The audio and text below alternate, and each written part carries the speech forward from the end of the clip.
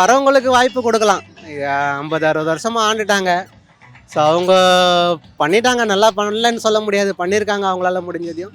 வரவங்களுக்கும் வாய்ப்பு கொடுக்கலாம்.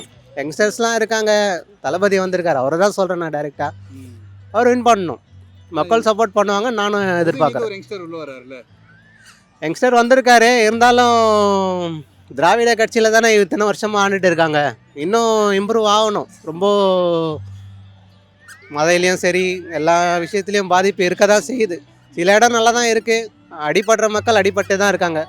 அதனால் அதுக்கான முயற்சியெல்லாம் பண்ணணும். ஸோ இவங்க பண்ணிட்டு தான் இருக்காங்க, அந்தளவு போதுமானதாக தெரியல, இருந்தாலும் கஷ்டப்பட்டுட்டு தான் இருக்காங்க. எப்படி இருந்தாலும் ஒரு யங்ஸ்டர்ஸுக்கு வாய்ப்பு கொடுப்போமே, புது ஆள் மாற்றத்தை கொடுக்கலாம். சீமான் சார் வருவார்னு தான் நினச்சோம். அவர் மேபி டிவிக்கே கூட போயிருக்கலாம், என்னோட கருத்து. ஆனால் அவர் தனியாக தான் இருப்பேன்னு சொல்கிறாரு. ஆனால் இந்த எலெக்ஷனில் அவர் எந்த மொழிக்கு போவார்னு தெரியல. இவங்க கண்டிப்பாக தேர்ட் பிளேஸ்னால் கண்டிப்பாக அடிச்சிருவாங்க. வின் பண்ணாங்கன்னா ரொம்ப சந்தோஷம்.